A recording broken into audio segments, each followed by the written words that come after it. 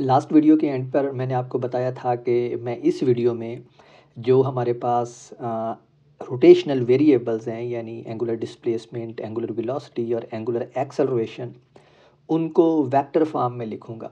और मैंने आपको ये भी बताया था कि उनको वेक्टर फॉर्म में लिखने के लिए हम एक नया सिस्टम ऑफ यूनिट्स इंट्रोड्यूस करवाएंगे।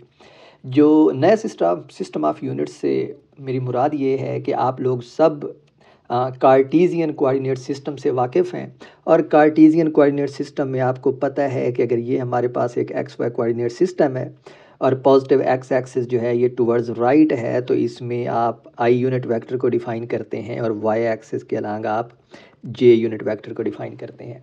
और इन यूनिट वेक्टर्स की कुछ प्रॉपर्टीज़ ये थी कि ये इनकी जो मैग्नीट्यूड होती है वो 1 के बराबर होती है। यानी अगर मैं कहूँ तो अब मैं एक नए सिस्टम ऑफ यूनिट्स को डिफ़ाइन करने वाला हूँ। तो हमारा जो आज का टास्क है सबसे पहला वो ये है कि हम एक नया सिस्टम ऑफ यूनिट्स फाइंड करें। और चूँकि ये सिस्टम ऑफ यूनिट्स है तो इसको वही प्रॉपर्टीज़ फॉलो करनी होगी जो हमारा पुराना सिस्टम ऑफ यूनिट्स फॉलो करता है। हमारा जो पुराना सिस्टम ऑफ यूनिट है वो ये एक्स वाई जी कोऑर्डिनेट सिस्टम है, जिसको आप कार्टीज़ियन कोऑर्डिनेट सिस्टम कहते हैं। और इसके अंदर जो हमने यूनिट वेक्टर्स डिफ़ाइन किए थे वो हमने आई और जे यूनिट वेक्टर्स डिफ़ाइन किए थे इस 2 डायमेंशनल प्लेन के लिए। और अगर आप जेड एक्सिस के अलॉन्ग भी यूनिट वेक्टर लेना चाहते हैं तो वो ऑफ कोर्स के यूनिट वेक्टर होगा। और मैं इनकी कुछ प्रॉपर्टीज़ आपको फटाफट रिमाइंड करवाता चलूँ कि अगर आप देखें तो जो आई और जे यूनिट वेक्टर्स हैं बाय डेफिनेशन हम इनको डिफ़ाइन करते हैं कि चूँकि ये यूनिट वेक्टर्स हैं तो इनको जो पहली प्रॉपर्टी सेटिस्फाई करनी होगी वो ये होगी कि इन यूनिट वेक्टर्स की जो मैग्नीट्यूड है वो 1 के बराबर है। ये पहली प्रॉपर्टी है, सही है। जो दूसरी प्रॉपर्टी है जो ये सेटिस्फाई करते हैं वो ये है कि ये दोनों यूनिट वेक्टर्स जो हैं ये ऑर्थोगोनल हैं, यानी एक दूसरे के परपेंडिकुलर हैं, यानी एक दूसरे के साथ 90 डिग्री का एंगल बनाते हैं। और मैथमेटिकली जो 90 डिग्री का एंगल होता है आप उसको इस फॉर्म में लिखते हैं कि उन दोनों यूनिट वेक्टर्स का जो डॉट प्रोडक्ट है वो 0 है, सही है। तीसरी प्रॉपर्टी जो ये यूनिट वेक्टर्स आई और जे यूनिट वेक्टर्स फॉलो करते हैं वो ये है कि ये टाइम इंडिपेंडेंट हैं, ठीक है। ये प्रॉपर्टी ये फॉलो करते हैं, लेकिन ये कोई ज़रूरी प्रॉपर्टी नहीं है कि जो यूनिट वेक्टर्स हैं वो हमेशा ही टाइम इंडिपेंडेंट हो। जो जो पहले वाली 2 प्रॉपर्टीज़ हैं ये वाली, ये लाजमी प्रॉपर्टीज़ हैं यूनिट वेक्टर्स के लिए, क्योंकि ये उनकी डेफिनेशन के ऊपर बेस्ड है। पहली प्रॉपर्टी आप देख लें कि चूँकि हम उसको यूनिट वेक्टर कह रहे हैं तो it should be a vector and it should have unit magnitude. तो पहली जो प्रॉपर्टी है वो सिंपली उसकी डेफिनेशन है। जो दूसरी प्रॉपर्टी है वो अगेन हमारे पास चूँकि कोऑर्डिनेट सिस्टम होता है एक्स वाई और जी, कार्टेशियन कोऑर्डिनेट सिस्टम की बात करें तो चूँकि हमने हर कोऑर्डिनेट एक्सिस के साथ एक यूनिट वेक्टर को एसोसिएट कर दिया है, मुंसलिक कर दिया है, यानी एक्स एक्सिस जो है उसके अलावा कोई भी फिजिकल क्वांटिटी होगी, कोई भी वेक्टर फिजिकल क्वांटिटी होगी तो उसको हम आई यूनिट वेक्टर से रिप्रेजेंट करेंगे। तो दूसरी प्रॉपर्टी उधर से आ रही है कि जो आई यूनिट वेक्टर है वो प्योरली अलोंग एक्स एक्सिस है, जो वाई यूनिट वेक्टर है वो प्योरली अलोंग वाई एक्सिस है, ठीक है। लेकिन जो डीप रूटेड आइडिया है इनके पीछे वो ये है कि ये यूनिट वेक्टर जो हैं ये परपेंडिकुलर हैं एक दूसरे के, जिसको आप कहते हैं कि ये एक दूसरे के ऑर्थोगोनल हैं। तो कोई भी जो यूनिट वेक्टर्स का सिस्टम होता है या कोई भी कोऑर्डिनेट सिस्टम जो होता है उसको हम ऐसे डिफाइन करते हैं कि उसके कोऑर्डिनेट एक्सेस या उन कोऑर्डिनेट एक्सेस के साथ डिफाइन किए जाने वाले यूनिट वेक्टर्स जो है वो ऑर्थोगोनल होते हैं, यानी परपेंडिकुलर होते हैं। So we have this second property. जो तीसरी प्रॉपर्टी हमारे इस कार्टेशियन कोऑर्डिनेट सिस्टम की थी वो ये थी कि ये टाइम इंडिपेंडेंट है। टाइम इंडिपेंडेंट का मतलब है कि जो आई यूनिट वेक्टर है वो प्योरली एक्स एक्सिस के अलॉन्ग है, जो वाई यूनिट वेक्टर है वो प्योरली वाई एक्सिस के अलॉन्ग है, जो जे यूनिट वेक्टर है वो प्योरली वाई एक्सिस के अलॉन्ग है, और सिमिलरली जो के यूनिट वेक्टर होगा वो प्योरली जेड एक्सिस के अलॉन्ग होगा। अब ये बात तो एक ऑब्वियस ही है कि वो एक्स वाई और जेड एक्सिस के अलॉन्ग हैं, तो फिर मेरा क्या मतलब है कि ये टाइम इंडिपेंडेंट है। उसका मतलब ये है कि अगर मैं इस कोऑर्डिनेट सिस्टम में ये कोई वेक्टर लेता हूँ, लेट्स से इस वेक्टर को मैं वेक्टर एफ कहता हूँ। ये एफ से मेरा मतलब फोर्स नहीं है, बल्कि एफ से मेरा मतलब सिर्फ मेरा अपना नाम है फसी, ठीक है। तो मैंने इस वेक्टर को एफ इसलिए कहा है। तो अब अगर ये वेक्टर जो है ये रोटेट करता है क्लॉकवाइज या काउंटर क्लॉकवाइज इस कोऑर्डिनेट सिस्टम में, तो मेरा कहने का मतलब ये था कि इस वेक्टर के रोटेट करने के साथ आई और जे यूनिट वेक्टर की डायरेक्शन पे कोई फ़र्क नहीं पड़ेगा। यानी आई यूनिट वेक्टर अगर पहले एक्स एक्सिस के अलॉन्ग था, तो अगर ये वेक्टर यहाँ से रोटेट करके इधर आ जाए तो आई यूनिट वेक्टर फिर भी एक्स एक्सिस के अलॉन्ग रहेगा। और सिमिलरली जे यूनिट वेक्टर अगर वाई एक्सिस के अलॉन्ग था तो ये फिर भी रोटेशन के बाद भी वाई एक्सिस के अलॉन्ग ही रहेगा। That's what I mean by कि ये टाइम इंडिपेंडेंट है। लेकिन ये आई जे और के यूनिट वेक्टर्स की प्रॉपर्टी है। हमारे जो यूनिट वेक्टर्स है इन जनरल वो टाइम डिपेंडेंट हो सकते हैं, और आज जो हम नया यूनिट वेक्टर्स डिफाइन करने वाले हैं, जो पोलर यूनिट वेक्टर्स हैं, वो आप देखेंगे कि टाइम डिपेंडेंट है, और वो ये टाइम डिपेंडेंट वाली जो प्रॉपर्टी है इसको फॉलो करते हैं। सो let me arrays this vector जो मैंने आपको समझाने के लिए किया। तो हमारा गोल ये है कि हम एक नया सिस्टम ऑफ यूनिट वेक्टर्स जो है वो फाइंड करना चाहते हैं, लेकिन हमारे ऊपर रिस्ट्रिक्शन ये है कि हम वो यूनिट वेक्टर किसी ऐसे ऑब्जेक्ट की डायरेक्शन को रिप्रेजेंट करने के लिए डिफाइन करना चाहते हैं जो ऑब्जेक्ट सर्कल में मूव कर रहा हो। ठीक है, तो अगर कोई ऑब्जेक्ट सर्कल में मूव कर रहा है तो let me quickly draw circle here. तो फ़र्ज़ करें कि ये हमारे पास एक सर्कल है, सर्कुलर पाथ, क्योंकि हम रोटेशनल मोशन को डील कर रहे हैं तो ऑफ कोर्स हमारे ऑब्जेक्ट को सर्कल में मूव करना होगा। तो फ़र्ज़ करें कि ये हमारे पास एक सर्कल है, और इस सर्कल के अंदर फ़र्ज़ करें कि इस पॉइंट के ऊपर हमारा पार्टिकल मौजूद है।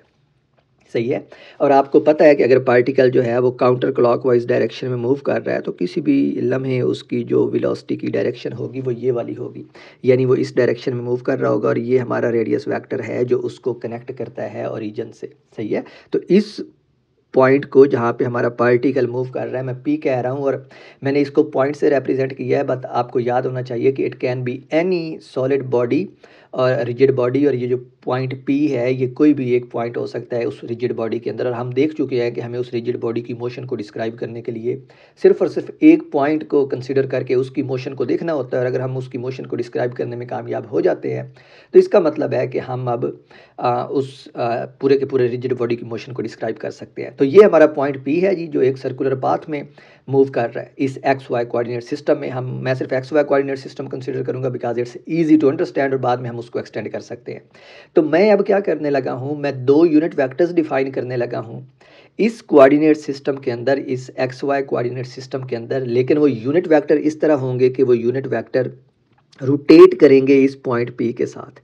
सही है, तो ये मेरा पॉइंट पी है। तो पहला यूनिट वेक्टर जो मैं डिफाइन करने वाला हूँ वो ये वाला यूनिट वेक्टर है। सही है, और आप देख सकते हैं कि ये हमारे पास रेडियल लाइन थी, तो जो ये वाला यूनिट वेक्टर है ये उसी डायरेक्शन में है जिस डायरेक्शन में रेडियल लाइन है। सही है, तो इस यूनिट वेक्टर को मैं अब, चूँकि ये रेडियल लाइन की डायरेक्शन में है, तो इस यूनिट वेक्टर को मैं यू आर कह देता हूँ। सही है, यू सब आर कहने का मतलब ये है, यू जो है ये एक्चुअली रिप्रेजेंट कर रहा है कि ये यूनिट वेक्टर है, और आर रिप्रेजेंट कर रहा है कि ये यूनिट वेक्टर रेडियस की डायरेक्शन में है, इंक्रीजिंग रेडियस की डायरेक्शन में है।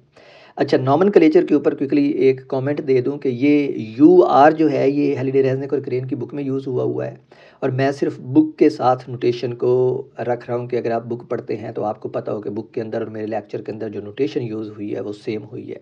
आप इसको कोई भी नाम दे सकते हैं। ठीक है, नॉमेनक्लेचर जो है, जो नाम है, दे डू नॉट मैटर। जो चीज़ मैटर करती है वो ये है कि जो यूनिट वेक्टर्स की जनरल प्रॉपर्टीज़ है, ये जो दो प्रॉपर्टीज़ मैंने लिखी हैं कि उनकी मैग्नीट्यूड जो है वो यूनिट होनी चाहिए और वो ऑर्थोगोनल होने चाहिए, जो दो आप यूनिट वेक्टर्स या तीन यूनिट वेक्टर आप डिफाइन करते हैं। ठीक है, ये प्रॉपर्टीज़ हैं जो उनको सेटिस्फाई करनी चाहिए यूनिट वेक्टर्स को। उनके नाम क्या हैं, इट डजंट रियली मैटर। सही है, तो बुक के अंदर यू आर है तो मैं इसको यू आर कह रहा हूँ। आप कुछ बुक्स के अंदर हो सकता है इसको ई सब आर लिखा हुआ पाएँ। ठीक है, तो ई भी यूनिट वेक्टर्स के लिए यूज़ होते हैं सिंबल। तो ये तो हो गया मेरा पहला यूनिट वेक्टर। जो दूसरा यूनिट वेक्टर अब मैं डिफाइन करने वाला हूँ, देखिए हमारी कंडीशंस क्या थी यहाँ पे। हमारी कंडीशंस ये थी कि उनकी मैग्नीट्यूड जो है वो 1 होनी चाहिए, ये तो यूनिट वेक्टर की रिक्वायरमेंट है बाय डेफिनेशन। और दूसरी कंडीशन ये थी कि चूँकि ये ऑर्थोगोनल कोऑर्डिनेट सिस्टम में हम डिफाइन करते हैं, यानी हम ये चाहते हैं कि हमारी जो कोऑर्डिनेट एक्सेस है वो मतलब फॉर एग्जांपल अगर आप कार्टेशियन कोऑर्डिनेट सिस्टम की मिसाल लेते हैं तो हमारी रिक्वायरमेंट ये है कि एक्स वाई और जो जी एक्सेस है वो एक दूसरे के परपेंडिकुलर हो। तो इसका मतलब है कि यूनिट वेक्टर्स भी एक दूसरे के परपेंडिकुलर होंगे। और अब अगर मैं रेडियस वेक्टर के अलॉन्ग पहला यूनिट वेक्टर डिफाइन कर रहा हूँ तो मुझे जो रिक्वायरमेंट है मेरे ऊपर वो ये है कि मेरा जो दूसरा यूनिट वेक्टर है वो इसके परपेंडिकुलर होना चाहिए।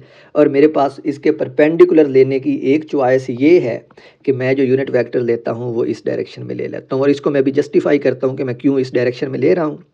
लेकिन फ़र्ज़ करें कि ये मेरा दूसरा यूनिट वेक्टर है और इसको मैं रिप्रेजेंट करता हूँ u सब फाई से। और अब आपको अंदाज़ा हो गया होगा कि मैंने इसको क्यों इस डायरेक्शन में लिया है, because it's easier for us to define a unit vector which is in the direction of increasing angle phi, जिसको दूसरे अल्फाज में आप क्या कहते हैं, डिस्प्लेसमेंट, एंगुलर डिस्प्लेसमेंट भी कहते हैं। Late me arrays the radius vector and use it here. तो अब आप देख सकते हैं कि मेरा जो दूसरा यूनिट वेक्टर है u सब फाई वो इंक्रीजिंग फाई की डायरेक्शन में है और इसलिए ये पॉजिटिव है। सही है। तो ये तो मैंने इनको डिफाइन कर लिया इस डायग्राम के ऊपर। ऑफ कोर्स अब मुझे इनकी मैथमेटिकल इक्वेशंस भी चाहिए। ये यूनिट वेक्टर्स जो आई जे और के हैं ये तो हम बाय डेफिनेशन ऐसे ले लेते हैं, लेकिन ये हम नए यूनिट वेक्टर्स डिफाइन कर रहे हैं। और हम देख सकते हैं कि इस पॉइंट पी के ऊपर जो यूनिट वेक्टर्स हैं वो यू आर इस डायरेक्शन में है और जो यू फाई है वो इस डायरेक्शन में है। लेकिन सवाल ये है कि हमने ये कहा है कि ये जो पॉइंट पी है ये मूव कर रहा है, और अगर ये मूव कर रहा है तो ऑब्वियसली थोड़ी देर के बाद ये मूव करके इस जगह पे आ जाएगा, और उस वक्त जो यूनिट वेक्टर्स की हमारे पास डायरेक्शन आएंगी, हमने जो डिफ़ाइन किए हैं वो ये डिफ़ाइन किए हैं कि जो यू आर है वो इंक्रीजिंग रेडियस की डायरेक्शन में है, तो यू आर जो है वो इस पॉइंट पे इस डायरेक्शन में होगा, और जो यू फाई है वो इस पॉइंट पे इस डायरेक्शन में होगा। और अब आप देख सकते हैं कि यू आर और यू फाई की जो डायरेक्शंस हैं वो बज़ाते खुद चेंज हो गई हैं। So what has happened here, वो ये कि चूँकि हमने इन यूनिट वेक्टर्स को यू आर और यू फाई को पार्टिकल के ऊपर डिफ़ाइन कर लिया है, यानी जहाँ पे पार्टिकल मौजूद है, और चूँकि पार्टिकल सर्कल के ऊपर मूव कर रहा है, इस सर्कल के ऊपर, ठीक है, तो पार्टिकल मूव कर रहा है, तो जो हमारा यूनिट्स वेक्टर थे चूँकि वो पार्टिकल के साथ थे, पार्टिकल के ऊपर हमने डिफ़ाइन किए थे, तो इसका मतलब है कि हमारे यूनिट वेक्टर्स भी मूव कर रहे हैं पार्टिकल के साथ। और कुछ देर के बाद जब पार्टिकल इधर से मूव करके इस पॉइंट पे आएगा तो ऑफ कोर्स यूनिट वेक्टर्स भी उसके साथ मूव करते करते इन डायरेक्शंस में आ जाएंगे, और जो हमने डिफाइन किए थे कि यू आर इंक्रीजिंग रेडियस की डायरेक्शन में होना चाहिए, इस पॉइंट के ऊपर रेडियस इस डायरेक्शन में था तो यू आर इस डायरेक्शन में था, इस पॉइंट के ऊपर जो रेडियस है वो इस डायरेक्शन में है तो यू आर अब इस डायरेक्शन में आ गया, और यू फाई जो है वो सिंपली रोटेट करके, चूँकि ये टेंजेंशियल है पार्टिकल की पोजीशन के साथ, तो यू फाई इस डायरेक्शन में आ गया। तो यहाँ से हमारे पास जो इंटरेस्टिंग ऑब्जर्वेशन सामने आती है वो ये है कि यू आर और यू फाई की चूँकि डायरेक्शन चेंज हो रही है टाइम के साथ, इट मीन्स कि they are time dependent. This is very important result, और मैं इसको यहाँ पे लिखने वाला हूँ कि हमारे पास यहाँ पे जो ऑब्जर्वेशन आई है वो ये आई है कि U are and you phi are time dependent, and this is very important. तो ये टाइम डिपेंडेंट हैं, और इसका मतलब है कि अब हमने इनका जो फार्मूला अखज़ करना है या जो भी मैथमेटिकल फॉर्म लिखेंगे इन यूनिट वेक्टर्स की वो टाइम डिपेंडेंट होगी। और प्रीवियस केस में अगर आप आई जे और के यूनिट वेक्टर के टाइम डेरिवेटिव लेते थे तो हमारे पास जवाब ज़ीरो आते थे, because they are fixed along X Y and Z axis. लेकिन इस केस में यूनिट वेक्टर्स बजाते खुद टाइम के साथ चेंज हो रहे हैं, और हम इन दो पोजीशंस के ऊपर, इस पॉइंट के ऊपर, इस पॉइंट के ऊपर देख सकते हैं कि यूनिट वेक्टर्स की यू आर और यू फाई दोनों की डायरेक्शंस जो हैं वो मुख्तलिफ सिमत में हैं। ठीक है, वो मुख्तलिफ डायरेक्शंस में पॉइंट हो रहे हैं, तो इसका मतलब है they are time dependent, which means कि इनका टाइम डेरिवेटिव भी अब हमें गौर से लेना होगा। तो ये सारा कर चुकने के बाद, ये चीज़ इस चीज़ का फ़ैसला कर चुकने के बाद कि हमारे जो यूनिट वेक्टर्स हैं वो टाइम डिपेंडेंट है, अब हमें इनके फार्मूलाज चाहिए, और फार्मूलाज इनके अखज़ करना बहुत आसान है, और वो ये है कि मैं ये वाला जो पॉइंट है ना इसको रीड्रॉ करने लगा हूँ ताकि मैं आसानी से आपको दिखा सकूँ कि मैं यहाँ पे कर क्या रहा हूँ। तो मैं कोऑर्डिनेट सिस्टम का अब सिर्फ फर्स्ट क्वाड्रेंट यहाँ पे ड्रॉ करने लगा हूँ। So this is my X axis, this is my vertical Y axis, ठीक है। और इस एक्स वाई कोऑर्डिनेट सिस्टम में अगर आप गौर करें तो मैंने कहा है कि मेरा पार्टिकल कहीं इस जगह पे मौजूद है, और इस पार्टिकल को मैंने ओरिजिन से कनेक्ट किया हुआ है, ठीक है। यही काम मैंने किया हुआ है ना, इधर आप देखें इस डायग्राम में, सही है। और ये वाला जो डिस्टेंस है, ये डिस्टेंस जो है ये आर वेक्टर है, सही है।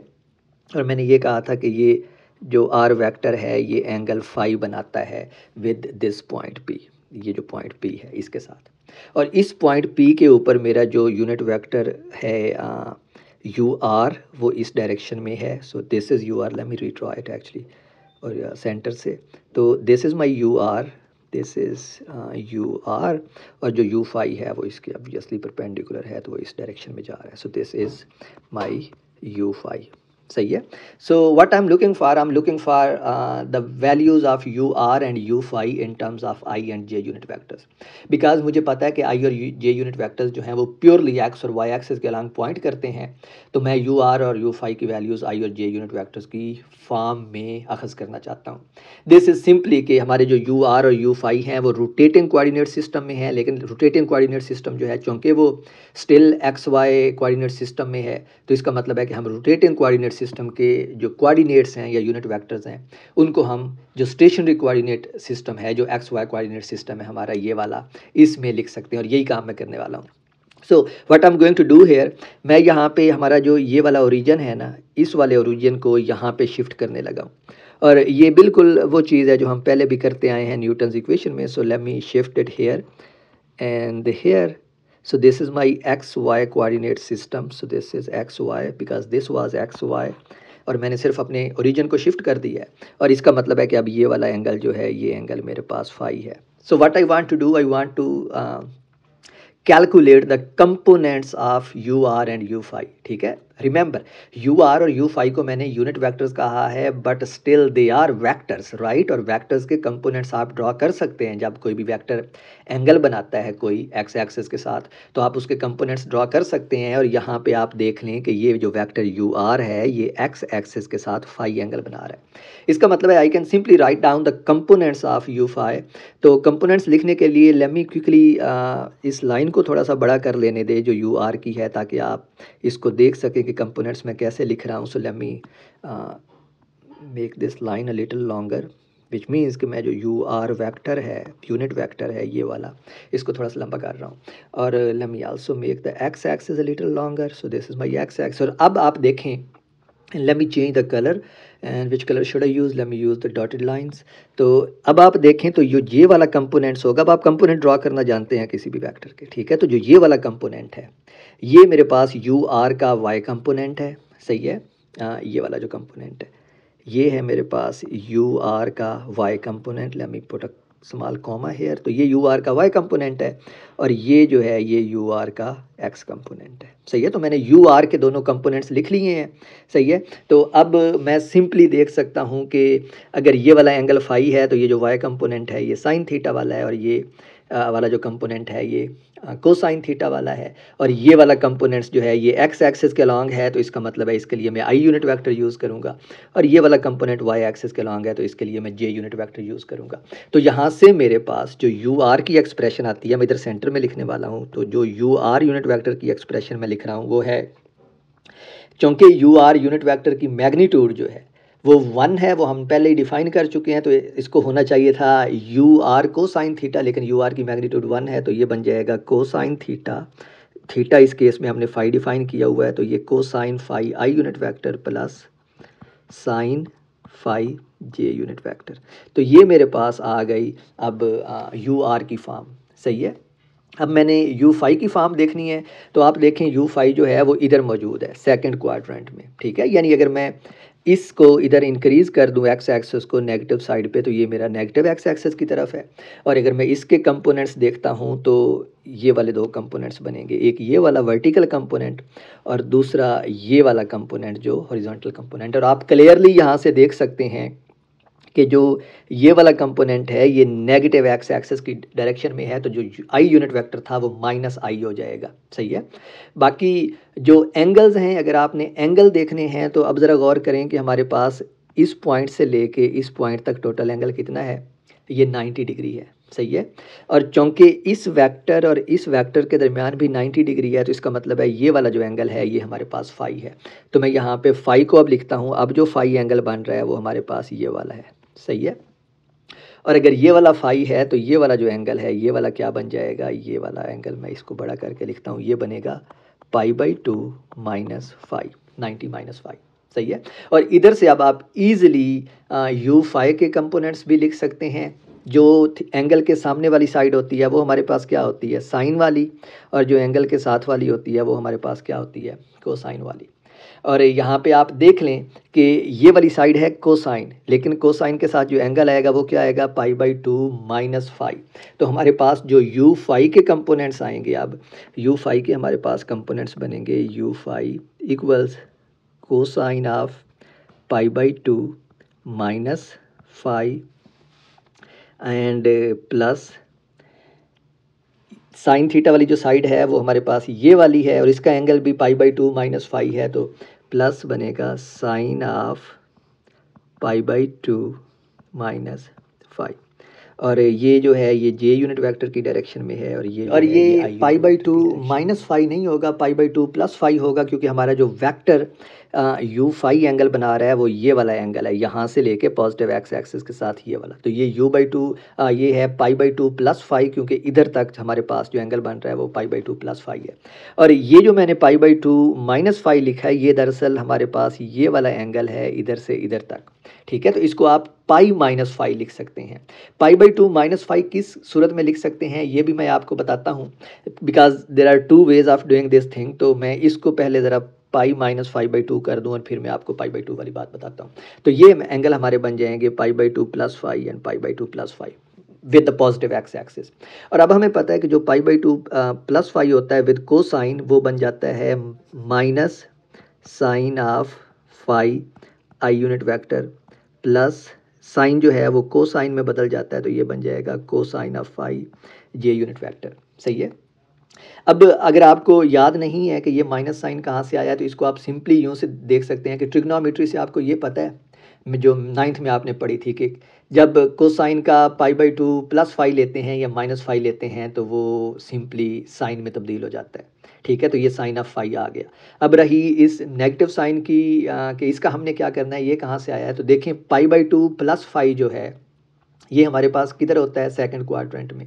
सही है। और सेकंड क्वाड्रेंट में हमारे पास कोसाइन नेगेटिव होता है, तो इसलिए हमारे पास ये नेगेटिव साइन आ गया। यहाँ पे है साइन ऑफ π/2 प्लस फाई जो कोसाइन में बदल गया और साइन जो है सेकंड क्वाड्रेंट में वो पॉजिटिव होता है, तो ये हमारे पास पॉजिटिव साइन आ गया। This is one way of doing it. और अब आप देखें ये दूसरे वाले तरीके को जिसको मैंने इधर लिखा हुआ है, ये एंगल पाई माइनस फाई। ये पाई माइनस फाई जो एंगल है ये विद पॉजिटिव एक्स एक्सिस है, ठीक है। तो दूसरा तरीका ये है कि आप पॉजिटिव एक्स एक्सिस को छोड़ दें, आप सिर्फ ये देखें कि हमारे पास जो ये ट्राई एंगल है जिस ट्राई एंगल के अंदर हम साइड्स कैलकुलेट करना चाहते हैं उस ट्राई एंगल के अंदर ये वाला एंगल क्या है, ठीक है। तो अगर हम इस वाले अब एंगल को देखें तो हमें ये वाला एंगल मालूम है कि ये एंगल जो है हमारे पास ये कितना है, फाई है। तो ये वाला एंगल क्या बन जाएगा, π/2 माइनस फाई, क्योंकि अब सिर्फ हम ट्राई एंगल देख रहे हैं यानी ये वाली चीज़ देख रहे हैं। तो टोटल 90 है, तो ट्राई एंगल के अंदर जो बनेगा वो 90 माइनस फाई बनेगा, विच मीन्स π/2 माइनस फाई। तो ये हमारी साइड आ जाएगी π/2 माइनस फाई। अब आपने इस ट्राई एंगल के अंदर एक्स और वाई कंपोनेंट लेने हैं, तो ये एक्स कंपोनेंट है इस वेक्टर यू फाई का। तो इस ये एक्स कंपोनेंट हमारे पास होता है कोसाइन थीटा वाला, तो ये बन जाएगा कोसाइन ऑफ π/2 माइनस फाई इस केस में, दूसरे केस में। तो π/2 माइनस फाई जो है वो साइन थीटा में कन्वर्ट हो जाएगा, ठीक है। और साइन पॉजिटिव होता है। अब रहा कि ये नेगेटिव कहाँ से आएगा, तो ये नेगेटिव इस आई यूनिट वेक्टर के साथ आएगा, क्योंकि अब आपका जो आई यूनिट वेक्टर है वो नेगेटिव डायरेक्शन में है, ठीक है। तो आप इसको इस तरह भी कर सकते हैं। Same is the case with this vertical component, ये जो दूसरा वाला कंपोनेंट है तो ये भी π/2 माइनस फाई बन जाएगा। और आप π/2 minus phi sine of π/2 minus phi को साइन ऑफ फाई में बदल जाता है। अब रहा कि हमने साइन का क्या करना है, तो देखें कि ये यूनिट वेक्टर जो है ये पॉजिटिव वाई एक्सिस की तरफ है और पॉजिटिव वाई एक्सिस की तरफ जे यूनिट वेक्टर होता है, तो सिंपली जे आ जाएगा। So there are many ways of doing it and I just explained it because I wanted to. लेकिन ये सारी वो चीज़ें हैं जो आप लोग पहले पढ़ चुके हैं ट्रिग्नोमेट्री में। इट्स जस्ट बेसिक ट्रिग्नोमेट्री जो आप 9th और 10th में पढ़ के आए हैं। चलें, तो हमने ये वाली दो इक्वेशंस लिखनी अब यूनिट वेक्टर्स की।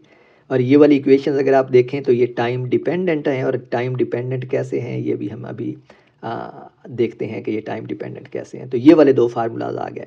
सो this is something new for you. I am sure कि आप देख सकते हैं कि हमारे पास, आप सोचते होंगे कि यूनिट वेक्टर्स भी इस तरह को साइन और साइन की फॉर्म्स में आ सकते हैं। सो यस दे कैन भी, ठीक है, एज लॉन्ग एज वो ये वाली दो प्रॉपर्टीज़ सेटिस्फाई करते हैं। और अब ये वाली दो प्रॉपर्टीज़ मैं आपको सेटिस्फाई करके दिखाने वाला हूँ। मैं सिर्फ एक के लिए करूँगा, दूसरा ऑब्वियस है। सही है। और फिर हमने ये भी देखना है कि ये क्या ऑर्थोगोनल है, क्योंकि हमने यहाँ पे दिखाया तो है डायग्राम में कि ये ऑर्थोगोनल है, लेकिन मुझे हमें मैथमेटिकली जो उनके फार्मूलाज ड्राइव किए हैं हमने ये भी देखना है कि क्या फार्मूलाज जो हैं वो भी ऑर्थोगोनैलिटी को सेटिस्फाई करते हैं, विच मीन्स कि जो हम करना चाह रहे थे काम, क्या वो मैथमेटिकल जो फार्मूलाज हमने ड्राइव किए हैं उनसे भी साबित होता है या नहीं। तो पहले मैं ये शो करता हूँ कि जो यू आर है इसकी जो मैग्नीट्यूड है वो 1 है, विच मीन्स कि it's actually a unit vector. तो मैं पहले इसके लिए शो करता हूँ यहाँ पे कि ये वाकई हमारे पास एक यूनिट वेक्टर है। तो यूनिट वेक्टर के लिए आप क्या करते हैं, आप सिंपली उसकी मैग्नीट्यूड लेते हैं, सही है। और मैग्नीट्यूड अगर मैं भूल नहीं रहा तो वो क्या होगी हमारे पास यूनिट वेक्टर की, कुछ इस तरह होगा, u r mod equals square root of first and second, और फर्स्ट जो है हमारे पास वो क्या है, cosine phi i unit vector, जो एक्स कंपोनेंट है उसका आप स्क्वायर लेते हैं ना, तो ये एक्स कंपोनेंट का स्क्वायर आ गया plus sine of phi j unit vector, इसका स्क्वायर आ गया, सही है। और फिर इस सारे की क्या आप लेते हैं, स्क्वायर रूट लेते हैं। तो ये हमारे पास मॉड या मैग्नीट्यूड लेने का फार्मूला है जो आप बेसिक कॉलेज फिजिक्स से जानते हैं। तो ये जब आप एक्सपेंड करेंगे तो ये बनेगा cosine square phi and i square, और चूँकि आई जो है ये एक यूनिट वेक्टर है, let me put unit vector sine, तो चूँकि ये वेक्टर है तो जो आई स्क्वायर है, मैं इधर राइट पे लिखता हूँ, जो आई स्क्वायर है ये असल में होता है आई unit vector dot I unit vector, ठीक है। आपको पता है कि ये डॉट प्रोडक्ट होता है जब भी किसी वेक्टर का आप स्क्वायर लेते हैं तो, और आई डॉट आई जो है ये क्या बन जाएगा, अब आई स्क्वायर कोसाइन स्क्वायर, और एंगल जो आई यूनिट वेक्टर्स के दरमियान है, और चूँकि दोनों आई यूनिट वेक्टर्स हैं तो वो पैरेलल हैं, तो इसका मतलब है कि उनके दरमियान जो एंगल है वो क्या बनेगा, 0 डिग्री होगा। अब आई यूनिट वेक्टर्स जो हैं उनकी मैग्नीट्यूड हमें पता है कि वो 1 है, तो ये जो पहली टर्म है ये हमारे पास 1 आती है, और कोसाइन 0 जो है वो भी 1 आता है। ये चीज़ भी आपने कैलकुलेट की हुई है एफएससी में, कॉलेज फिजिक्स में, but still I did it for you. तो आई स्क्वायर जो है हमारे पास यहाँ से 1 आएगा, आई स्क्वायर 1 आएगा तो सिर्फ रह जाएगा क्या हमारे पास, कोसाइन स्क्वायर फाई। तो पहली टर्म बन जाएगी कोसाइन स्क्वायर फाई। इसी तरह दूसरी टर्म में हमारे पास जे स्क्वायर जो है वो 1 आएगा, तो ये बन जाएगा साइन स्क्वायर फाई, और ये रहा हमारे पास अब इसका स्क्वायर रूट, और cosine square phi plus sine square phi आपको पता है 1 के बराबर होता है, 1 का स्क्वायर रूट जो है वो 1 होता है।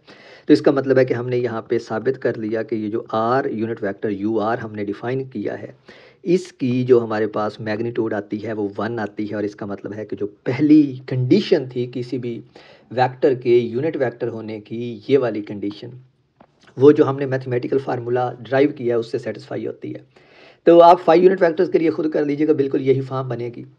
अब रही दूसरी कंडीशन कि क्या ये ऑर्थोगोनल हैं, यानी इस केस में आई और जे की जगह पे हमारे पास आ जाएंगे, तो ये हमारे पास पहली कंडीशन थी, और दूसरी कंडीशन है हमारे पास कि क्या u r dot u phi क्या ये 0 के इक्वल है, ये है दूसरी कंडीशन जिसको ऑर्थोगोनैलिटी कहते हैं, यानी क्या उनके दरमियान एंगल 90 है। तो अब हमारे पास यहाँ पे यू आर और यू फाई के फार्मूलाज मौजूद हैं, ये वाला फार्मूला और ये वाला फार्मूला, तो हम ये भी कैलकुलेट कर सकते हैं। So let's do it.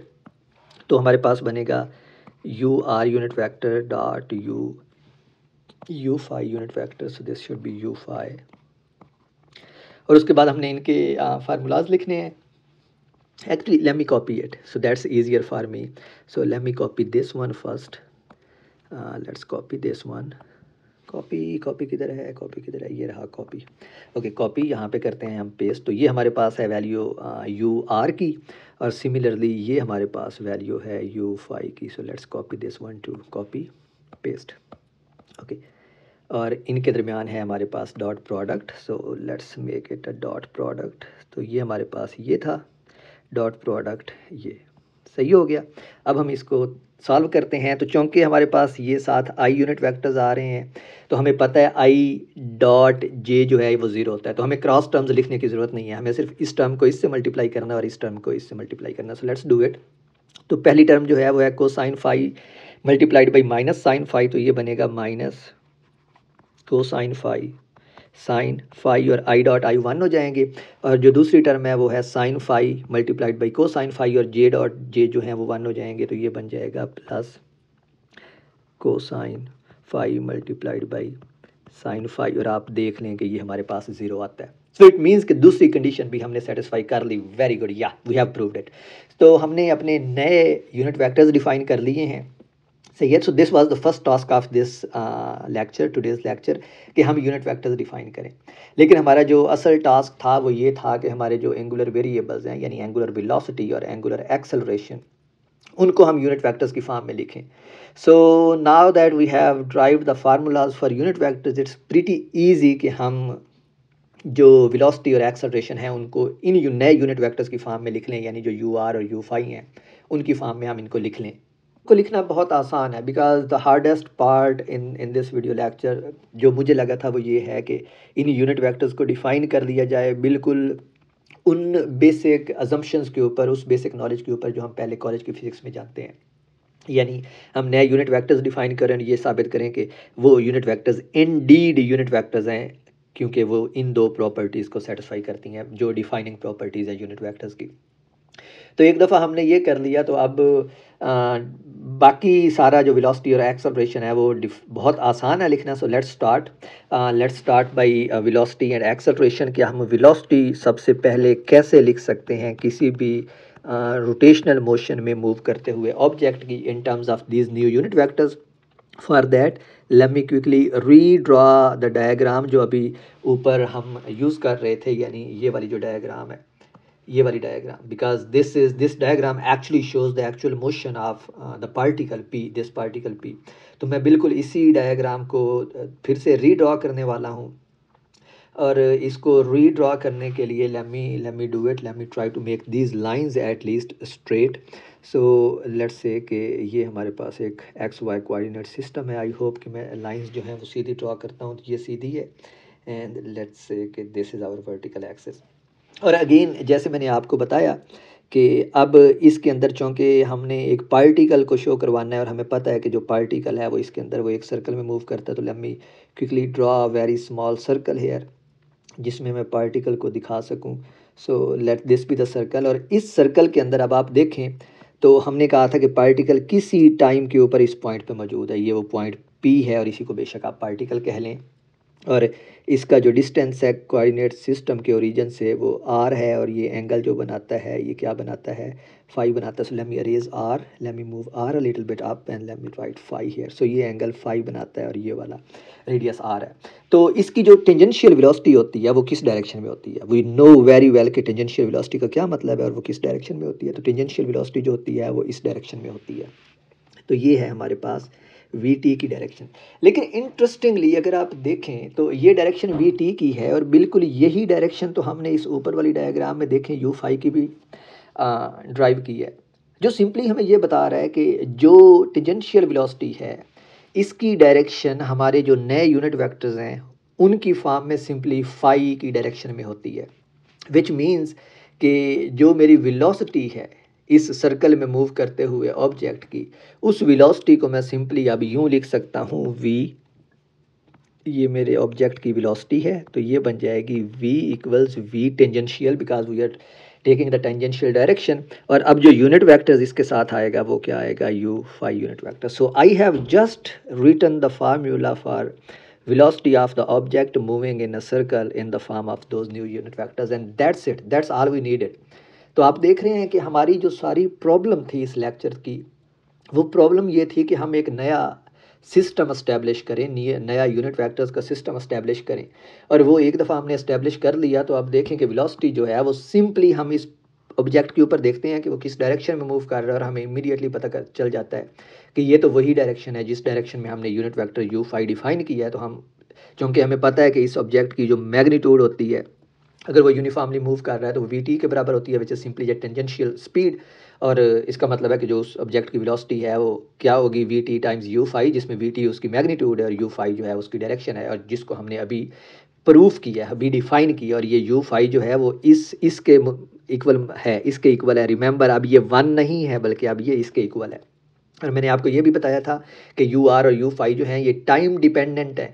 Time dependence इनकी आपको इस फार्मूला में नज़र नहीं आ रही, इस फार्मूला में कहीं भी आपको टी नज़र नहीं आ रहा, बट रिमेंबर कि जो टी है वो इस फाई के अंदर मौजूद है, क्योंकि ये फाई जो है ये चेंज होता है टाइम के साथ जैसे जैसे पार्टिकल मूव करता है। तो फाई इक्वल्स ओमेगा टी आपको पता है, ठीक है। तो फाई टाइम डिपेंडेंट है, तो इसलिए हम कहते हैं कि यू आर और यू फाई जो है वो टाइम डिपेंडेंट है। एंड उस टाइम डिपेंडेंस को अब हम एक्सप्लॉइट करने वाले हैं एक्सप्लिसिटली, और अब आप देखने वाले हैं कि कैसे वो टाइम डिपेंडेंस जो है जब हम एक्सेलरेशन कैलकुलेट करना चाहते हैं इस वेलोसिटी से, तो वो कैसे एक्शन में आती है। तो हमारा नेक्स्ट टास्क जो है कि इसी पार्टिकल के लिए जिसकी वेलोसिटी हमने कैलकुलेट की है, इसी पार्टिकल के लिए हम एक्सेलरेशन भी कैलकुलेट करें।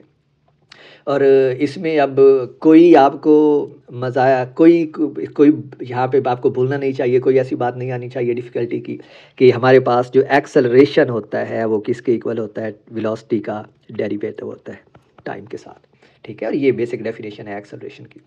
वेलोसिटी का फार्मूला हमने ये ड्राइव किया है।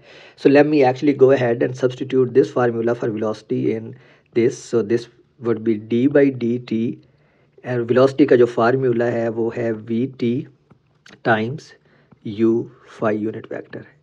And here is where the interesting thing will happen, और आप लोग देखेंगे, और वो आप लोग ऐसे देखेंगे कि आपको पता है कि ये यू फाई जो है, ये वाला फैक्टर जो है, ये टाइम डिपेंडेंट है। आई हैव जस्ट टोल्ड यू, ठीक है। और अब मैं इसको दिखाने वाला हूँ कि कैसे ये टाइम डिपेंडेंट है। और अब जब आप टाइम डेरिवेटिव लेंगे तो हमारे पास ये दो क्वांटिटीज़ का प्रोडक्ट है जो दोनों टाइम डिपेंडेंट हैं। तो इसका मतलब है कि अब हमारे पास यहाँ पे तो कौन सा फार्मूला होता है, प्रोडक्ट रूल, जो आप डेरिवेटिव का लेते हैं वो लगेगा। So we are gonna do this.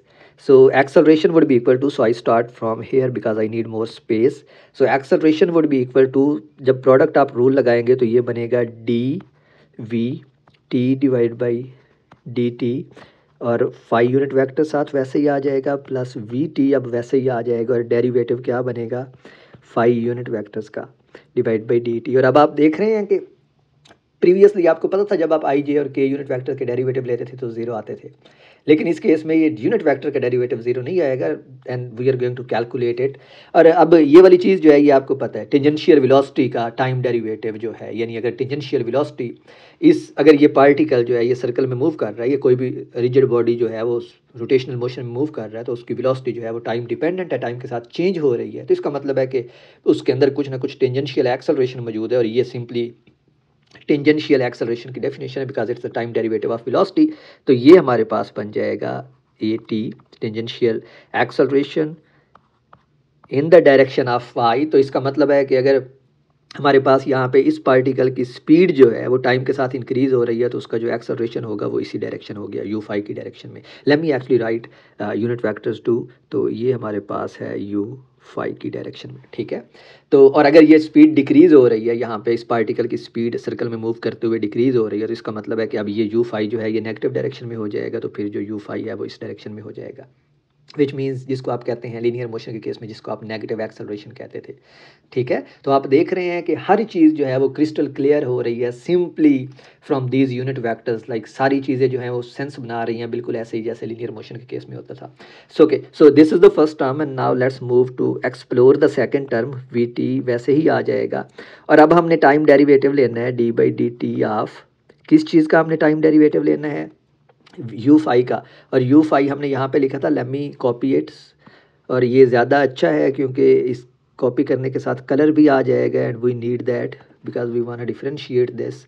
तो ये यहाँ पे मैं करता हूँ पेस्ट, तो ये मेरे पास आ जाएगा अब यू फाई। और इसके अंदर बज़ाहिर आपको टी नज़र नहीं आ रहा, लेकिन मैंने आपको बताया है कि जो हमारी टाइम डिपेंडेंस है वो फाई के अंदर मौजूद है, क्योंकि फाई किसके इक्वल होता है, ओमेगा टी के। और यहाँ पे आप चाहें तो बेशक वो काम कर लें जिसको आप चेन रूल कहते होते हैं, कि आप साइन फाई का फाई के हिसाब से डेरिवेटिव लें और फिर फाई का टी के हिसाब से डेरिवेटिव लें। यानी मैं जो ये कह रहा हूँ यहाँ पे मैं ये कह रहा हूँ, लेट मी अगेन है actually change the colour, changing colour is very important. So which color should I use? I do not have a lot of colors. Let's use this one. So जो मैं कह रहा हूँ वो ये है कि d sine phi divide by D t जो है वो आप ये काम करेंगे कि d sine phi divide by d phi करेंगे multiplied by d phi divide by D t करेंगे। इसी को आप चेन रूल कहते हैं ना। तो d sine phi divide by d phi जो है ये किसके इक्वल होता है, कोसाइन फाई के। और यहाँ पे जो फाई है वो मैंने आपको बताया ओमेगा टी के इक्वल है, तो ये सिंपली हमारे पास d phi by D t का जो डेरिवेटिव आएगा, टाइम डेरिवेटिव, वो ओमेगा के इक्वल आएगा। तो ये एक्चुअली हमारा फर्स्ट टर्म का डेरिवेटिव है। So let me go ahead and write it. सो हमारे पास जो टोटल एक्सेलरेशन है वो इक्वल आ जाएगा tangential acceleration times u phi unit vectors plus v t, और पहली टर्म का डेरिवेटिव हमारे पास बनेगा, जो मैंने अभी ये कैलकुलेट किया है, तो ये बनेगा minus omega cosine phi i unit vector. अब आई यूनिट वेक्टर जो है वो टाइम इंडिपेंडेंट है, तो वो साथ वैसे ही आएगा। और जो दूसरी टर्म का डेरिवेटिव है, कोसाइन का डेरिवेटिव माइनस साइन होता है ना, तो कोसाइन का डेरिवेटिव आ जाएगा माइनस साइन, तो ये बन जाएगा माइनस साइन फाई, और ओमेगा टी का डेरिवेटिव जो है वो सिंपली हमारे पास क्या आएगा, ओमेगा। तो नेक्स्ट स्टेप में हम इसको सिंप्लीफाई करेंगे, तो a t u phi unit vector plus v t into, अब मैं माइनस साइन दोनों टर्म्स में है तो उसको क्या लेता हूँ कॉमन बाहर, तो ये बाहर वाला प्लस अब क्या हो जाएगा, माइनस हो जाएगा। और क्यों ना मैं ओमेगा को भी कॉमन ले लूँ, तो ये बन जाएगा माइनस ओमेगा वी टी, और अंदर मेरे पास जो रह जाएगा वो सिंपली रह जाएगा cosine phi i unit vector plus sine phi j unit vector. और अब एक बहुत ही इंटरेस्टिंग काम होने वाला है, और इंटरेस्टिंग काम ये होने वाला है कि आप इस पे ऊपर गौर करें, इस सारी टर्म के ऊपर गौर करें। और ये सारी term cosine phi i unit vector plus sine phi j unit vector हमारे पास क्या था, वेरी गुड, ये रहा cosine phi i unit vector plus sine phi j unit vector, ये तो यू आर है। This is very interesting. अगर आप इसके ऊपर गौर करें कि सिंपली यूनिट वेक्टर्स को डिफाइन करने से हमारे पास जो एक्सेलरेशन है वो ना सिर्फ फाई एक्सिस की डायरेक्शन में आ रहा है, बल्कि आर यूनिट वेक्टर, ना सिर्फ फाई यूनिट वेक्टर की डायरेक्शन में आ रहा है बल्कि आर यूनिट वेक्टर की डायरेक्शन में भी आ रहा है। इस सिंपली मीन, जो मैं कह रहा हूँ कि ये वाली जो टर्म है, ये वाली टर्म जो है ये यू आर यूनिट वेक्टर है। तो अगर मैं इसको लिखूँ, and this is very astonishing result, आपको हैरानी होनी चाहिए इसके ऊपर, और आपको ये सोच के हैरानी और खुशी होनी चाहिए कि कैसे एक सिंपली मैथमेटिक्स के अंदर से हमारे पास एक बिल्कुल एग्जैक्ट चीज़ निकल के आ जाती है फिजिकली जैसे उसे होना चाहिए। और आई एम फीलिंग एक्साइटेड, मैं आपको बताता हूँ इसका क्या मतलब है और क्यों ये ऐसा होना चाहिए था। तो पहली टर्म हमारे पास है a t u phi unit vector minus omega v t u r unit vector. So we have proved this. और अगर आप इन दो टर्म्स के ऊपर गौर करें तो आपके पास फाई यूनिट वेक्टर भी आ रहा है और आर यूनिट वेक्टर भी आ रहा है, और यहाँ से आपको फ़ौरन से आइडिया हो जाना चाहिए कि एक्सेलरेशन के दो कंपोनेंट आ रहे हैं, दो कंपोनेंट आ रहे हैं, फाई वाला कंपोनेंट भी आ रहा है और रेडियल डायरेक्शन वाला कंपोनेंट भी आ रहा है। और आपको पता है कि जो हमारे पास फाई वाला कंपोनेंट होता है वो टेंजेंशियल एक्सेलरेशन होता है, और जो रेडियल वाला कंपोनेंट होता है मैग्नीट्यूड, वो सिंपली सेंट्रीपिटल या रेडियल एक्सेलरेशन की डायरेक्शन में है। विच मीन्स कि ये वाला एक्सेलरेशन जो है ये रेडियल एक्सेलरेशन है, जिसको आप यूनिफॉर्म सर्कुलर मोशन के केस में पढ़ के आए हैं, जो इक्वल होता था v square by r. So how do we write it? Write this one equals v square by r. So this is I'm gonna prove it. So हमारे पास जो फार्मूला था वो था v t equals omega r, और यहाँ से omega की वैल्यू क्या आती है, वी टी बाई आर। तो अगर आप ये फार्मूला अब ओमेगा वी टी कैलकुलेट करें तो ये क्या बन जाता है, v t square by r, और v t square by r जो है ये सिंपली रेडियल एक्सेलरेशन है, जिसको आप सेंट्रीपिटल एक्सेलरेशन भी कहते हैं, जिसको आप सेंट्रीपिटल भी कहते होते हैं। तो अगर हम इस इक्वेशन को अब फाइनल फॉर्म में लिखें, इस वाली इक्वेशन को, तो ये इक्वेशन हमारे पास है ए इक्वल्स, और ये हमारे पास वेक्टर था, so let me actually go all the way up. सो आप देखें यहाँ पे ये हमने वेक्टर स्टार्ट किया था। So this is vector, this is vector. आप देख लें कि ये मैं भूल गया था लिखना, लेकिन एकदम से देख के मुझे याद आ गया कि ये वेक्टर है। और ये कैसे याद आता है, because it's a simple requirement कि अगर राइट हैंड साइड आपके पास इक्वेशन की एक वेक्टर है तो लेफ्ट भी वेक्टर होनी चाहिए। और यहाँ पे वेक्टर हमने लगाना भूल गए थे, तो we can quickly go up and check के we had actually started with vector, and somewhere along the way during calculation we forgot it, so we can just correct our mistake, we can go up and always correct it. ठीक है, तो ये चीज़ें आप जब इस तरह के काम कर रहे होते हैं, पढ़ रहे होते हैं, तो माइंड में रखा करें, दीज आर वेरी इंपॉर्टेंट। ये आपको बताते हैं अगर कोई मिस्टेक हो रही हो तो ये आपको गाइड करते हैं कि भाई जल्दी जल्दी अपनी जो गलती है उसको सही कर लें। Okay, so the final form में हमारे पास जो एक्सेलरेशन बनेगा वो बनेगा a t u phi unit vector minus v t square by r u r unit vector. तो ये हमारे पास फाइनल बन गई है फॉर्म एक्सेलरेशन की। और आप देख सकते हैं कि ये जो ए टी है फाई यूनिट वेक्टर की डायरेक्शन में ये टेंजेंशियल एक्सेलरेशन है, और ये जो वी टी है यू आर की डायरेक्शन में ये रेडियल एक्सेलरेशन है। और मैं अब इस इक्वेशन को सिंपली यूँ लिख सकता हूँ कि टोटल एक्सेलरेशन जो है वो सम है टेंजेंशियल एक्सेलरेशन का प्लस रेडियल एक्सेलरेशन का। यहाँ पे दो चीज़ें जो हैं वो गौर करने वाली हैं इस इक्वेशन में, ठीक है, गौर करने वाली हैं। सिर्फ वो इनके पीछे कोई कॉन्सेप्ट नहीं है, सिर्फ आई वांट मेक श्योर कि we are on the same page कि मैं यहाँ पे करके आ रहा हूँ। पहली चीज़ जो गौर करने वाली है वो ये है कि इस सारी टर्म को मैंने डिफाइन किया है टेंजेंशियल एक्सेलरेशन, और यहाँ पे देखें ये ए टी जो था ये मैग्नीट्यूड था, इसके ऊपर मैंने कोई लाइन नहीं लगाई हुई जो ये बताया कि ये वेक्टर है। क्यों? क्योंकि ये magnitude multiplied by unit vector हमारे पास क्या होता है, कंप्लीट वेक्टर। तो अब मैंने इस पूरी टर्म को जो magnitude multiplied by unit vector था उसको कंप्लीट टेंजेंशियल एक्सेलरेशन लिख लिया है, और ये रही लाइन एक्सेलरेशन वाली। ठीक हो गया।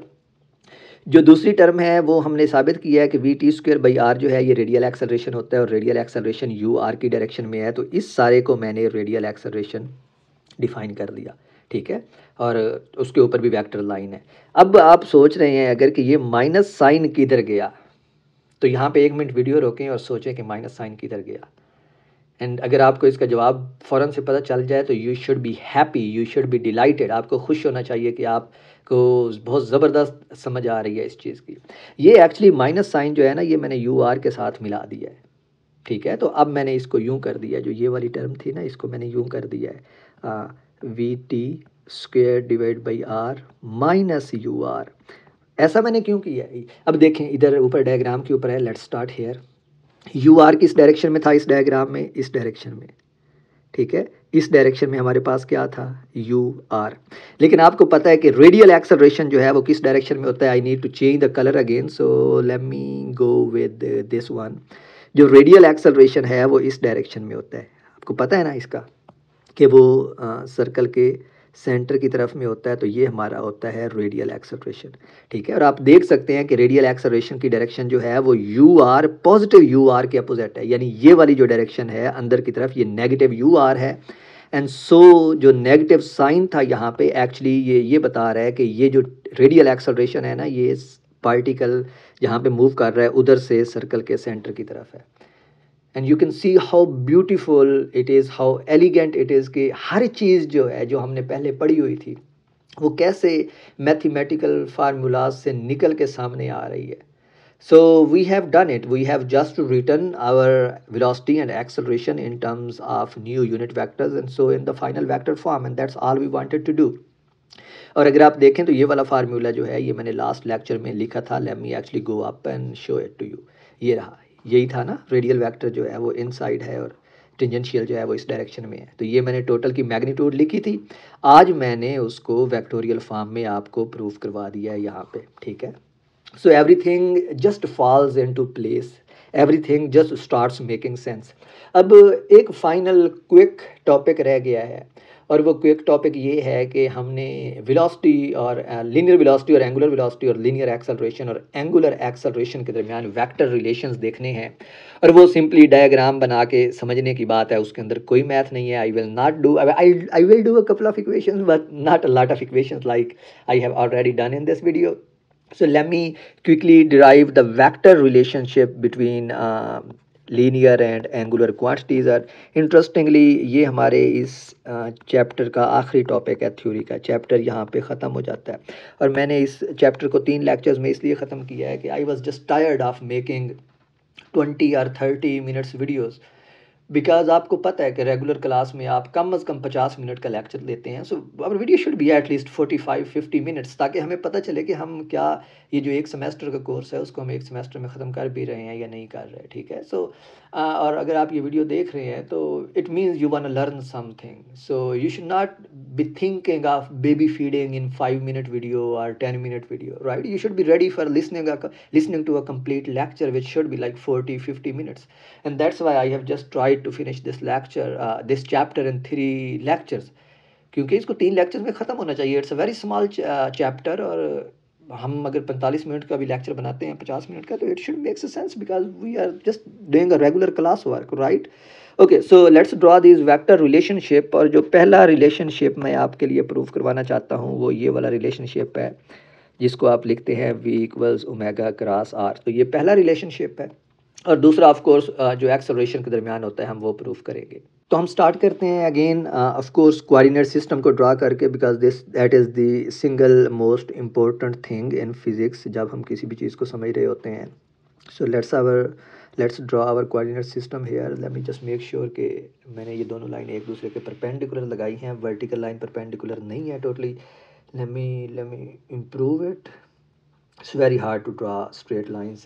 Okay, okay, they kind of make straight lines. Okay, now हमने ये दिखाना है कि वर्टिकल एक्सिस के along let me call this axis Z axis, और उसकी रीज़न जो है वो आपको ऑब्वियस होनी चाहिए। Let's call this Y axis. कि जो पार्टिकल हमारा ऑफ कोर्स जो रिजिड बॉडी है रोटेट करेगा वो जेड एक्सिस के अलॉन्ग रोटेट करेगा, and this is like the very first diagram that I plotted. Let me actually go up and see if I can find that diagram. Where is our diagram, this, ये रही। ठीक है, तो ये हमारी जो पहली डायग्राम थी जहाँ पे हमने स्टार्ट किया था। हम पूरे चैप्टर में इसी चीज़ को कंसीडर कर रहे हैं, राइट, कि जो हमारा रिजिड बॉडी है ये रोटेट कर रहा है अराउंड जेड एक्सिस। ठीक है, तो अब मैं जो नीचे डायग्राम जितनी भी ड्रॉ की हैं उसमें मैं यही कंसीडर कर रहा हूँ कि ये वो पॉइंट पी है जो उस रिजिड बॉडी के अंदर मौजूद है, और हमें सिर्फ एक पॉइंट पी को ही देखना होता है उस पूरे रिजिड बॉडी की मोशन को डिस्क्राइब करने के लिए। So it's just this diagram which I have just drawn at here. ठीक है, तो आप जब भी मैं इस तरह की अब डायग्राम ड्रॉ करूँ तो आप बस ये सोचें कि ये वो वाली मेन डायग्राम है, और इसमें अब मैं रिजिड बॉडी को दिखाने की बजाय ऑफ कोर्स सिर्फ एक पार्टिकल को दिखाऊंगा। So let me draw a circle here, circle in elliptical form because we need it. So let's say कि ये हमारा वो सर्कल है, और इस सर्कल में अब मैं कहता हूँ कि इस पॉइंट के ऊपर पार्टिकल मौजूद है। अब यहाँ पे आपको एक और चीज़ का भी ख्याल रखना चाहिए, और वो चीज़ जो ख्याल रखने वाली वो ये है कि ये एक्स एक्सिस जो है ये इस तरह है, सही है। ये एक्स एक्सिस इस तरह है कि ये बाहर आ रहा है, हमारी तरफ आ रहा है प्लेन की पेज से। So this part of the video is gonna be hard for me too, because it's more of intuitive, और आप लोगों को मुझे फॉलो करना होगा कि मैं जो बोल रहा हूँ उसकी आपको समझ आ रही है। उसकी रीज़न ये है क्योंकि इसमें हमने वेक्टर्स को डील करना है और हमने डायरेक्शंस देखनी है। तो let's set our things straight.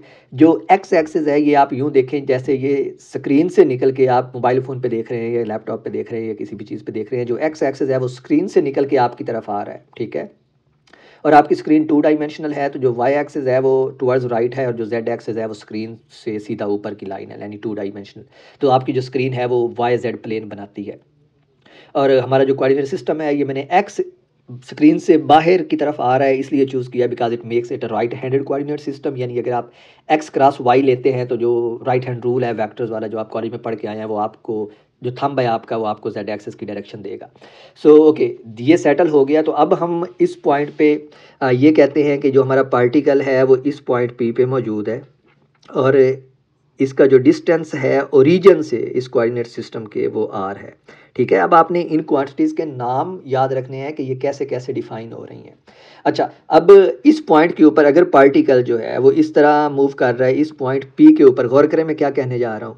ये पॉइंट पी, चूँकि पार्टिकल इस पाथ में मूव कर रहा है सर्कुलर पाथ में, तो पॉइंट पी के ऊपर ये अब पेज के अंदर जा रहा है, यानी नेगेटिव एक्स एक्सिस की डायरेक्शन में जा रहा है, ठीक है। और हमें पता है कि जब भी कोई पार्टिकल इस तरह मूव करता है तो हम डिफाइन करके आए हैं कि उसकी जो एंगुलर क्वांटिटीज़ की डायरेक्शन होती है, यानी जो हम जेड एक्सिस ड्रॉ करते हैं, जो ओमेगा है वो किधर होता है, जेड एक्सिस के लॉन्ग होता है। यानी जो एंगुलर वेलोसिटी और एंगुलर डिस्प्लेसमेंट है वो जेड एक्सिस के लॉन्ग है, और हम ये डिफाइन करके आए हैं पहले पूरे चैप्टर में जहाँ से हमने पहला चैप्टर स्टार्ट किया था। जो एंगल बना रहा है वो ये वाला एंगल फाई है, सही है। और अब अगर आप ये वाला पॉइंट कंसीडर करें जो इस सर्कल के जो रिजिड बॉडी के सेंटर के ऊपर है, जिधर से वो एक्सिस ऑफ रोटेशन से कनेक्टेड है, तो आप देख सकते हैं कि जो ये वाला फासला है, ये वाला फासला जो है ये सिंपली हमारे पास क्या आ रहा है, आर साइन फाई आ रहा है, ठीक है। It's just right angle to try angle, ये वाली जो ट्राई एंगल है, ठीक है। अगर आप इस ट्राई एंगल को देखें तो ये एंगल फाई है, सही है। तो फाई के सामने वाली साइड साइन फाई वाली होती है, और हाइपोटेन्यूज इस ट्राई एंगल का आर है, तो ये हमारे पास आर यहाँ पे आ गया, ठीक हो गया। तो अब देखें कि जो पार्टिकल है वो स्क्रीन के अंदर मूव कर रहा है नेगेटिव एक्स एक्सिस की तरफ, और ओमेगा जो है वो इस डायरेक्शन में है, सही है। तो अब अगर आप ओमेगा क्रॉस आर कैलकुलेट करते हैं, आपने कैलकुलेट करना है ओमेगा क्रॉस आर। ओमेगा जो है वो इस डायरेक्शन में है, और आर जो है वो इस डायरेक्शन में है किसी भी पॉइंट के ऊपर। और अगर आप ओमेगा क्रॉस आर कैलकुलेट करें, जो राइट हैंड रूल है वो हमें ये कहता है कि आप ओमेगा की डायरेक्शन में अपनी फिंगर्स को रखें और आर की तरफ कर्ल करें तो आपका थंब किधर जाएगा। एक लम्हे के लिए ये परफॉर्म करें।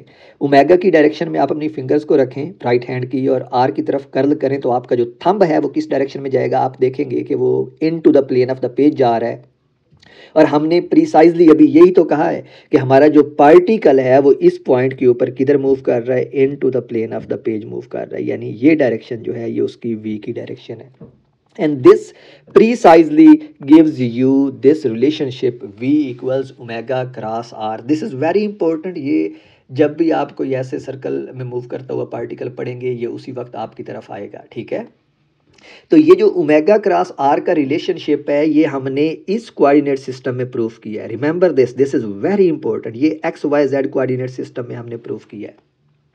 अगर हम देखें तो इसको हम इस फॉर्म में भी लिख सकते हैं, इसको हम इक्विवेलेंटली इस फॉर्म में भी लिख सकते हैं। This is just omega R sine phi, और ये आपको पता है इसकी मैग्नीट्यूड है वी की। मैं इधर मैग्नीट्यूड इसको बना देता हूँ, ये वी की मैग्नीट्यूड है और ये सिंपली मैंने जो क्रॉस प्रोडक्ट है उसको एक्सपेंड कर दिया है, ठीक है। और आर साइन फाई जो है हमारे पास ये वाली साइड है, ठीक है, जो अगेन इसको शो कर रही है कि ये हमारे पास क्रॉस प्रोडक्ट है ओमेगा और आर का, जो वेलोसिटी है उसकी लीनियर वेलोसिटी, और इसको हम ओमेगा और आर की फॉर्म में लिख सकते हैं। हमारे पास दो इक्विवेलेंट फॉर्म्स आ गई हैं। पहली फॉर्म जो है वो ये बताती है कि अगर आप इस कोऑर्डिनेट सिस्टम के ओरिजिन से मेजर करें तो हमारे पास जो रिलेशनशिप आता है लीनियर वेलोसिटी और एंगुलर वेलोसिटी के दरमियान वो ये आता है v equals omega cross R, ठीक है। लेकिन अगर आप इस पॉइंट से मेजर करें सेंटर से तो यही रिलेशनशिप जो ओमेगा क्रॉस आर है वो हमारे पास क्या बन जाता है, ओमेगा आर साइन थीटा, यानी जो v है तो ये हमारे पास क्या बन जाएगा, जो सिंपली v है वो ओमेगा आर साइन फाई बन जाएगा, ठीक है। तो ये हमारे पास क्रॉस प्रोडक्ट का रिलेशन है। और अब आपको पता है कि जो क्रॉस प्रोडक्ट है अगर आप ओमेगा क्रॉस आर की बजाय आर क्रॉस ओमेगा लें तो वो डायरेक्शन बदल देगा, और अब वो आप सिंपली कर सकते हैं। अब आप वेक्टर आर की डायरेक्शन में अपनी फिंगर्स को रखें और कर्ल करें वेक्टर ओमेगा की तरफ, तो जो आपका थंब है वो आपकी तरफ आ रहा होगा आउट ऑफ द स्क्रीन, ठीक है। तो इस केस में अगर डाउनवर्ड पॉजिटिव था, इनटू द स्क्रीन पॉजिटिव था, नेगेटिव एक्स एक्सिस की तरफ अगर आप पॉजिटिव लेते हैं तो पॉजिटिव एक्स एक्सिस की तरफ आप क्या लेंगे, नेगेटिव, उसका अपोजिट। तो इसका मतलब है कि ये इक्वल नहीं है आर क्रॉस ओमेगा के। So you gotta remember this कि v equals omega cross r not r cross omega, because it's a proper cross product and you can't write it. और जो क्रॉस प्रोडक्ट है वो commutative law satisfy नहीं करता, which means कि you can't write omega cross R equals R cross omega. Okay, so this was the first relationship. और अब हमने देखना है दूसरा रिलेशनशिप, और दूसरा रिलेशनशिप ऑफ कोर्स एक्सेलरेशन का है, ठीक है। और दूसरा रिलेशनशिप हमारे पास एक्सेलरेशन का है, और आपने ऊपर देखा है कि एक्सेलरेशन जो है वो थोड़ा सा कॉम्प्लिकेटेड है because we have to take derivative of velocity in that. तो अगर हमने एक्सेलरेशन लेना है तो एक्सेलरेशन लेने के लिए हमें क्या करना पड़ेगा, D V by D T करना पड़ेगा, और वी हमने ऊपर लिखा है तो ये बन जाएगा D by D T into omega cross R. सही हो गया। एक्सल कैरी आउट करते हैं जी डेरिवेटिव, तो ये बनेगा पहले D omega divide by D T cross are plus simply जो हमारे पास क्वेश्चन रूल है, जैसे ओमेगा और आर दो क्वांटिटीज़ हैं और आप उनका डेरिवेटिव ले रहे हैं और वो क्वांटिटीज़ आपस में मल्टीप्लाई हो रही हैं, प्लस अब ओमेगा वैसे आएगा cross d r divide by D t, ठीक हो गया। अब d omega by D t, omega angular velocity, और एंगुलर वेलोसिटी का टाइम डेरिवेटिव हमारे पास क्या होता है, angular acceleration which is alpha, तो ये बन जाएगा हमारे पास alpha cross are plus omega cross d r by D t जो है वो हमारे पास सिंपली आपको पता है कि D r by D t जो है वो लीनियर वेलोसिटी है, पोजीशन का टाइम डेरिवेटिव, तो ये बन जाएगा ओमेगा क्रॉस वी। तो ये हमारे पास आ जाएगा एक्सेलरेशन। और अब हमने ये जो नया फार्मूला अखज़ कर लिया एक्सेलरेशन के लिए, इसकी सेंस भी बनानी है कि ये इंट्यूटिवली हमें क्या बता रहा है इन टर्म्स ऑफ दिस डायग्राम, कि अगर ये एक रोटेटिंग ऑब्जेक्ट है तो उसको इंट्यूटिवली ये फार्मूला जो है ये क्या बता रहा है कि वो किस तरह की मोशन परफॉर्म कर रहा है। और ये जो दो टर्म है एक्सेलरेशन की, हम अभी भी असली पीछे देख के आए हैं कि टोटल एक्सेलरेशन जो है वो रेडियल एक्सेलरेशन और टेंजेंशियल रेडियल एक्सेलरेशन और टेंजेंशियल एक्सेलरेशन का सम होता है, that's what makes total acceleration. तो हमने ये साबित करना है कि इनमें से एक टर्म जो है वो टेंजेंशियल एक्सेलरेशन है और एक टर्म रेडियल एक्सेलरेशन है, और दूसरा ये साबित करना है कि टेंजेंशियल एक्सेलरेशन जो है वो ऑफ कोर्स वी की डायरेक्शन में होना चाहिए बिकॉज इट्स टेंजेंशियल, और रेडियल एक्सेलरेशन इधर होना चाहिए towards the centre of this loop और सर्कुलर पाथ। ठीक है, तो हमने ये दो चीज़ें प्रूव करनी है। तो सबसे पहले हम ये प्रूव कर सकते हैं कि जो हमारे पास अल्फा क्रॉस आर है वो हमारे पास है tangential acceleration, and that's pretty obvious, क्योंकि ये आपको पता है कि जिस डायरेक्शन में ओमेगा होता है अल्फ़ा उसी डायरेक्शन में होता है, और उसकी रीज़न ये है कि जो अल्फ़ा है वो ओमेगा का टाइम डेरिवेटिव है, और टाइम डेरिवेटिव उसकी डायरेक्शन को चेंज नहीं करता। तो अब आप अगर अल्फ़ा क्रॉस आर लेते हैं, यानी इस डायरेक्शन में अगर आप अपनी फिंगर्स को रखें और आर की तरफ कर्ल करें, तो अल्फ़ा क्रॉस आर आप देखेंगे ये बिल्कुल वी की डायरेक्शन में बनता है, which is tangential acceleration. So we have just proved कि ये जो अल्फ़ा क्रॉस आर है ये सिंपली हमारे पास क्या है, ये टेंजेंशियल, और इसकी डायरेक्शन भी हमने देख ली है कि ये into the plane of the page है, विच मीन्स कि it does satisfy this relationship का जो क्रॉस प्रोडक्ट वाला रिलेशनशिप है, और इसको आप equivalently alpha R sine theta भी लिख सकते हैं, साइन फाई भी लिख सकते हैं। तो ए टी जो है ये टेंजेंशियल एक्सेलरेशन है, हमने देख लिया। अब हमने देखना है रेडियल एक्सेलरेशन, हम ये साबित करना चाहते हैं कि ये वाली जो टर्म है ना ओमेगा क्रॉस वी, ये एक्चुअली हमारे पास है रेडियल एक्सेलरेशन, यानी ए आर जो है वो हमारे पास क्या है, ओमेगा क्रॉस वी है, और हमने इसकी डायरेक्शन भी देखनी है। तो इस डायग्राम में आए, ओमेगा देखें, ओमेगा जो है हमारे पास इस डायरेक्शन में है, सही है, और वी जो है वो हमारे पास इस डायरेक्शन में है, और ये direction into the plane of the page है। मेरे लफ्ज़ों पे गौर करें बिकॉज इट्स वेरी इंपॉर्टेंट, क्योंकि आप मुझे देख नहीं सकते। सो जो वी है ये into the plane of the page है, और ओमेगा इस डायरेक्शन में है। ठीक है, तो आप इसको यूँ देखें कि आप इस वी को, चूँकि ये into the plane of the page है, इधर से ट्रांसलेट करा के इस पॉइंट पे ले आएँ। तो इस पॉइंट को अब मैं रीड्रॉ करने लगा हूँ इधर इस पॉइंट को मैं रीड्रॉ करने लगा हूँ, ये रहा पॉइंट, और ओमेगा जो है वो इस डायरेक्शन में है, सही है, ये रहा ओमेगा, और मैं अब वी को यूं शो करता हूँ कि ये है मेरे पास वी, और ये जो मैंने अंडा सा बना दिया ना, ये आप शायद वाकिफ़ हों एफएससी से, कि अगर आप इसके दरमियान में एक क्रॉस लगा दें तो ये बताता है कि ये वेक्टर जो है ये into the plane of the page जा रहा है, सही है। और अगर ये into the plane of the page जा रहा है, तो अब अगर आप ओमेगा क्रॉस वी कैलकुलेट करें, तो ओमेगा क्रॉस वी करते हुए जो आपका थंब होगा ना वो इस डायरेक्शन में आएगा, सही है। तो ये हमारे पास क्या होगी, डायरेक्शन होगी ए आर की। और अब आप क्लियरली देख सकते हैं कि इस पॉइंट को अगर आप शिफ्ट करें इस पॉइंट के ऊपर, तो ए आर जो है वो किधर है, सर्कल के सेंटर की तरफ है, यानी इस डायरेक्शन में है, इस डायरेक्शन में है। तो ये हमारे पास जो है वो क्या है, ए आर है। और अब आप क्लियरली देख सकते हैं कि जो ए आर की डायरेक्शन है वो इस रिजिड बॉडी के सेंटर की तरफ है जिधर वो रोटेट कर रहा है। तो हमने ये भी साबित कर दिया कि जो टोटल एक्सेलरेशन है किसी भी रिजिड बॉडी का रोटेट करते हुए वो टेंजेंशियल और रेडियल का प्रोडक्ट होता है, और हमने उनकी डायरेक्शंस भी दिखा दी। और हमने जो सबसे इम्पोर्टेंट चीज़ इस फाइनल पार्ट में साबित किया वो ये है कि इनको हम क्रॉस प्रोडक्ट्स की फॉर्म में लिख सकते हैं। टेंजेंशियल एक्सेलरेशन को हम अल्फा क्रॉस आर लिख सकते हैं, और रेडियल एक्सेलरेशन को हम ओमेगा क्रॉस वी लिख सकते हैं। And this is very important, these are the vector relationships. और आपको ना सिर्फ इनकी फॉर्म याद होनी चाहिए बल्कि आपको ये भी याद होना चाहिए कि क्रॉस प्रोडक्ट कैसे है, यानी ओमेगा क्रॉस वी है या अल्फा क्रॉस आर है। चूँकि क्रॉस प्रोडक्ट नॉन कम्यूटेटिव होता है तो आप इनका ऑर्डर तब्दील नहीं कर सकते, यानी अगर आप इसको आप वी क्रॉस ओमेगा नहीं लिख सकते। So this was a very long lecture, actually I did not know the time कि कितना टाइम हो गया, but I was very excited for this lecture because this was totally new to you, and you should learn a lot out of this. So this is it for this chapter. हमारा 3 lectures में 3 complete जो class lectures होते हैं उनमें chapter ख़त्म हो गया है।